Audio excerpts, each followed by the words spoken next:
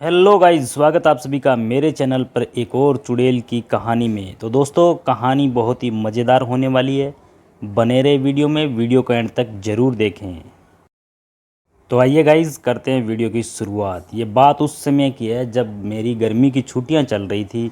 उस समय मैं अपने मामा के गांव छुट्टियां बिताने गया हुआ था। वो गांव बहुत ही सुंदर था। वहाँ के खेत खलियान और पहाड़ भी काफ़ी सुंदर थे। गांव पहाड़ों के बीच में बसा हुआ था। वहाँ के लोग काफ़ी अच्छे थे और मैत्री स्वभाव के थे।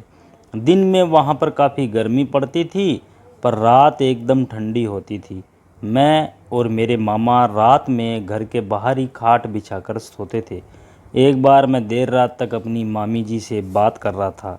बातों ही बातों में मैं मामी जी से पूछने लगा कि मामी जी, यहाँ बताइए, इस गांव में आपने कोई चुड़ैल वुड़ैल नहीं देखी क्या?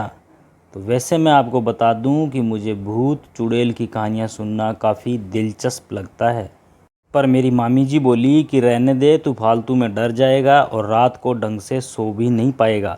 पर मैं भी कहाँ मानने वाला था। मैंने भी जिद पकड़ ली कि कहानी तो आपको सुनानी ही पड़ेगी। मेरी जिद के आगे वो नतमस्त थी। उन्होंने कहा कि इस गांव में बहुत सी चुड़ैल रहती है, पर किसी को दिखती नहीं। दोस्तों, मैं बीच में बोल पड़ा कि जब वो किसी को नहीं दिखती तो फिर कैसे पता चलता कि यहाँ चुड़ैल रहती है? तो मामी जी बोली कि हाँ, किसी ने उन्हें देखा तो नहीं, पर कुछ लोगों ने उन्हें महसूस ज़रूर किया है। तो मैं बोला कि क्या आपने कभी देखा या महसूस किया है? तो मामी जी बोले हाँ शायद, और हंसने लगे। तो मैंने बोला मामी जी से कि आप मजाक मत करो, आपने देखा है तो बताओ। और उनका जवाब था कि नहीं, मैंने नहीं देखा। पर दोस्तों, मुझे उससे कहानी सुननी थी, पर उन्होंने मुझे कोई कहानी नहीं सुनाई। तो मैं बाहर जाकर अपनी खाट पर लेट गया। मामा जी पहले से ही सो चुके थे। मैं भी सोने की कोशिश कर रहा था, पर ना जाने क्यों मुझे नींद नहीं आ रही थी। मैं बस उन्हीं सब चीज़ों के बारे में सोच रहा था कि ना जाने कब मुझे नींद आ गई। मुझे सही से तो पता ही नहीं, पर शायद आधी रात को मेरी अचानक से किसी के पैरों की आवाज़ से नींद खुली। उस समय मेरे मामा जी तो सो रहे थे।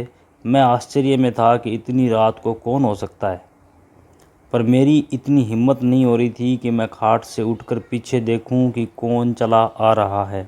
तो गाइज, उस समय मैं थोड़ा डरा हुआ था, क्योंकि उस रात मैं मामी जी से भूत चुड़ैल की बातें कर रहा था। मैंने सोचा कि चुपचाप होकर देखता हूँ कि कौन है। धीरे धीरे वो आवाज़ बढ़ती जा रही थी। वो जो कोई भी था धीरे धीरे मेरे पास आ रहा था। मैंने देखा कि एक बूढ़ी सी महिला थी, जिसने काले रंग की साड़ी पहन रखी थी और वो झूल कर चल रही थी। वो मुझसे अब थोड़ा आगे निकल गई और एक जगह जाकर रुक गई। मैं अब भी उसे ही देखता रहा था, सोच रहा था कि ये क्यों रुकी है। कि तभी वह पीछे मुड़ी। जहाँ वह रुकी थी वहाँ बल्ब की हल्की सी रोशनी पड़ रही थी। मैंने उसके चेहरा देखा तो सच कहूँ तो मैं उसका चेहरा देखकर डर गया।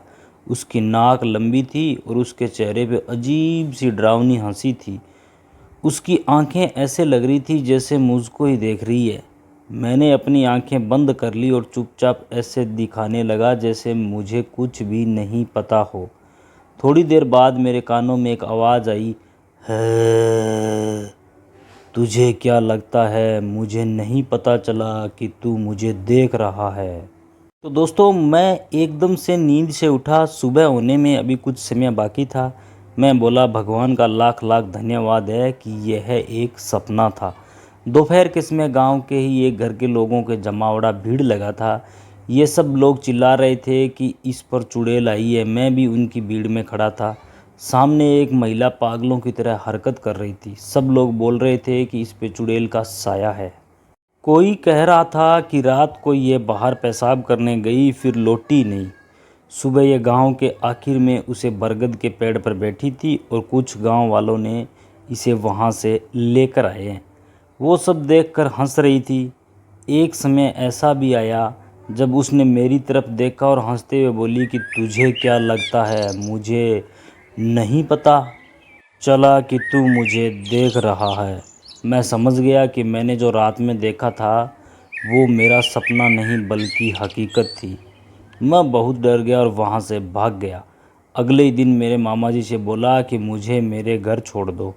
मुझे नहीं पता कि वो महिला चुड़ैल कौन थी और वो मुझे क्यों दिखी, वो मुझसे क्या चाहती थी। मुझे नहीं पता उस गांव की महिला के साथ उसने क्या किया, पर अब भी मैं उस रात के बारे में सोचता हूँ तो डर जाता हूँ।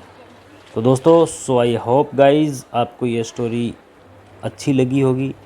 अगर कहानी पसंद आई तो कमेंट करके ज़रूर बताएं।